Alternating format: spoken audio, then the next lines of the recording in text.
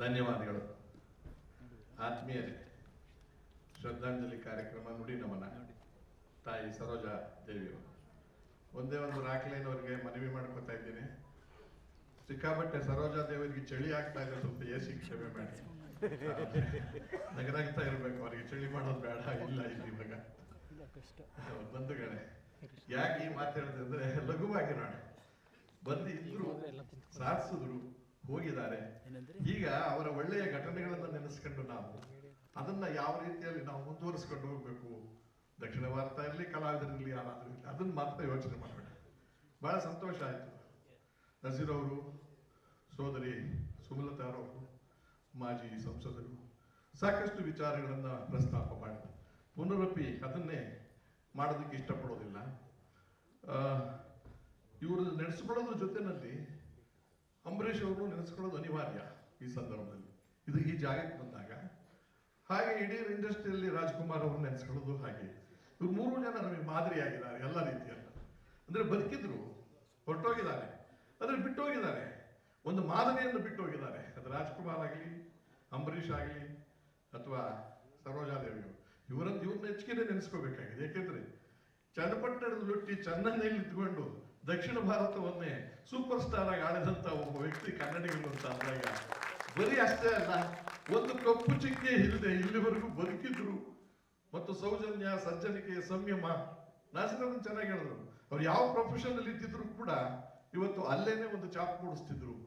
Major attitude, ಗುಣ, ನಡವಳಿಕೆ ಇದೆಯಲ್ಲ, ಅದನ್ನ ನಮಗೆ ಯಾವ ಕಾಲದಲ್ಲಿ ಹೆಣ್ಣು ಮಕ್ಕಳುಗಳು ಸಿನಿಮಾ ರಂಗಕ್ಕೆ ಬರಕ್ ಸಾಧ್ಯವಿಲ್ಲದೆ ಇರುವಂತ ಸಂದರ್ಭದಲ್ಲಿ, ರಂಗಭೂಮಿಗೆ ಬರೋದಕ್ಕೆ ಸಾಧ್ಯವಿಲ್ಲದೆ ಇರುವಂತ ಸಂದರ್ಭದಲ್ಲಿ ಚನ್ನಪಟ್ಟಣದಂತ ಒಂದು ಹೆಣ್ಣು ಹುಟ್ಟಿ ಬೆಳೆದು ಎಂತ ದಿಗ್ಗಜರು, ದಕ್ಷಿಣ ಭಾರತದ ಎಲ್ಲ ದೊಡ್ಡ ನಾಯಕರುಗಳ ಜೊತೆಯಲ್ಲಿ ಪಾತ್ರ ಮಾಡಿ ಇಲ್ಲಿವರೆಗೂ ಯಾವುದೇ ರೀತಿಯಲ್ಲಿ ಒಂದು ರೀತಿಯಲ್ಲಿ ಬೇರೆ ರೀತಿಯಲ್ಲಿ ನಾವು ಮಾತಾಡಕ್ಕಾಗದೇ ಇರೋ ರೀತಿಯಲ್ಲಿ ಮಾಡಿದ್ದಾರೆ. ಅಂದ್ರೆ ಆ ದೊಡ್ಡ ನಡವಳಿಕೆಯನ್ನು ಮುಂದುವರಿಸ್ಕೊಂಡು ಹೋದ್ರೆ ಸಾಕಾಗಿದೆ. ನಾವು ದಿವಸ ಅದು ಹೆಣ್ಣು ಮಕ್ಕಳಾಗ್ಲಿ, ಗಂಡು ಮಕ್ಕಳಾಗ್ಲಿ ಅಂತ ನನಗೂ ಕೂಡ ಅವಕಾಶ ಸಿಗ್ತಾವ ಜೊತೆಲಿ ಯಾವುದೋ ಒಂದು ಪಾತ್ರ ಮಾಡೋದಕ್ಕೆ, ಸಣ್ಣ ಪಾತ್ರ.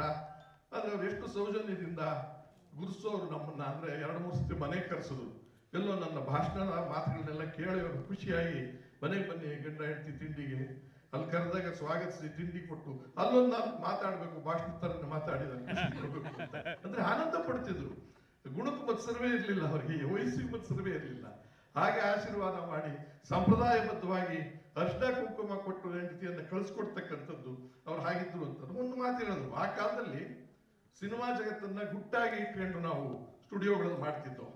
ಅದಾದ್ಮೇಲೆ ಈಗ ಯಾವ ಜಾಗದಲ್ಲಿ ಬೇಕಾದ್ರೂ ಮಾಡೋ ಸ್ಥಿತಿ ಬಂದಿದೆ.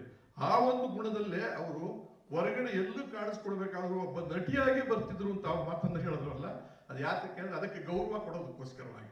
ನಾನು ಚೆನ್ನಾಗಿ ಕಾಣಬೇಕು ಅನ್ನೋದಕ್ಕಿಂತ ನಮ್ಮ ಪ್ರೊಫೆಷನ್ ಇಷ್ಟು ಸುಂದರವಾಗಿದೆ, ಇದನ್ನ ನೀವೆಲ್ಲರೂ ಫಾಲೋ ಮಾಡಿ ಅನ್ನತಕ್ಕಂಥ ರೀತಿಯಲ್ಲಿ ಅವರು ಮಾಡ್ತಿದ್ರು ಅಂತಕ್ಕಂಥದ್ದು ನಮಗೆ ಗೊತ್ತಾಗ್ತಾ ಇದೆ.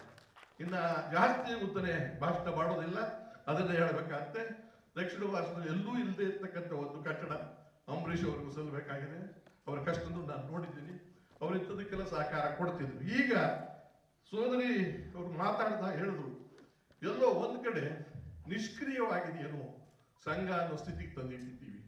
ಅದು ಯಾರ ಕಾರಣ ಅಂತ ಗೊತ್ತಿಲ್ಲ, ನಾವೆಲ್ಲರೂ ಕಾರಣರಾಗ್ತೀವಿ.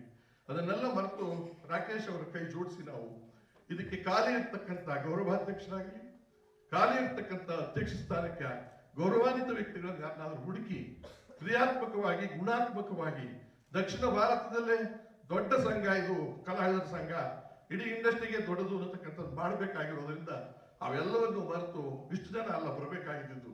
ಇಂಥ ಮೇರು ನಟ್ಟಿಗೆ ಎಷ್ಟೋ ಜನ ನಾವು ದೊಡ್ಡ ದೊಡ್ಡ ಕಲಾವಿದರೆಲ್ಲ ಬರಬೇಕಾಗಿತ್ತು, ದೂರ್ತಿಲ್ಲ. ಎಲ್ಲೋ ಒಂದ್ ಕಡೆ ಕೊಂಡಿ ಕಳಚೋಗಿದೆ, ನಿಷ್ಕ್ರಿಯ ಆಗ್ತಕ್ಕಂಥ ಕೊಂಡಿ ಕಳಚೋಗಿದೆ. ಅದಕ್ಕೆ ಅದನ್ನ ಸೋದರಿಯವರು ಸ್ವಲ್ಪ ಮನಸ್ಸು ಮಾಡಬೇಕು. ನಮ್ಮ ರಾಕ್ಲಿನವರು ಅದನ್ನು ತಗೊಂಡು ಇವತ್ತು ಖಾಲಿ ಇರ್ತಕ್ಕಂಥದ್ದು ರೀಶಫಲ್ ಮಾಡ್ತಿರೋ ಒಟ್ಟು ಸಂಘಟನೆಯನ್ನು ಕ್ರಿಯಾತ್ಮಕವಾಗಿ ಮಾಡಿ ನಾವೆಲ್ಲರೂ ಕೈ ಜೋಡಿಸ್ತಿದ್ದೀವಿ. ಇವತ್ತು ಇಲ್ಲಿ ಯಾರು ಬಂದಿದ್ದೀವಿ ಇವರಿಷ್ಟೇ ಅಲ್ಲ, ನಾವು ಪೋಷಕ ನಟರು ಅಂತ ಹೇಳಿದ ನಟರು ನಟರೆ, ಕಲಾವಿದರು ಕಲಾವಿದರೆ. ಆ ದೃಷ್ಟಿಯಿಂದ ನಮ್ಮ ಸಹಕಾರವನ್ನು ಪಡ್ಕೊಂಡು ಸಂಘವನ್ನ ಈ ಅಂಬರೀಷ್ ಅವರ ಆಸೆಯನ್ನ ಮತ್ತು ನಮ್ಮ ಇವರ ಅಭಿಮಾನವನ್ನ ರಾಜ್ಕುಮಾರ್ ಅವರದು ಮತ್ತು ಸರೋಜ್ ಅವರ ಶ್ರದ್ಧಾಂಜಲಿಗೆ ಕಾರಣದಿಂದಲಾದ್ರೂ ದೊಡ್ಡದಾಗಿ ಮಾಡೋಣ ಅನ್ನೋ ಮಾತನ್ನು ಹೇಳಿ ಅವರ ಕುಟುಂಬದವರಿಗೆ ಸ್ಥೈರ್ಯ ಬರಲಿ. ಅವರನ್ನ ನಾವು ಇವತ್ತು ಯಾಕೆ ನೆನೆಸ್ಕೋಬೇಕಾಗಿದೆ ಅಂತಂದ್ರೆ ಆಗ್ಲೇ ಹೇಳಿದೆ ನಡವಳಿಕೆ ಗುಣ ಅದನ್ನು ಮುಂದುವರಿಸ್ಕೊಂಡು ಹೋಗೋಣ ಅಂತ ಹೇಳಿ ನನ್ನ ಮಾತು ಮುಗಿಸ್ತಾ ಇದ್ದೀನಿ. ಧನ್ಯವಾದ.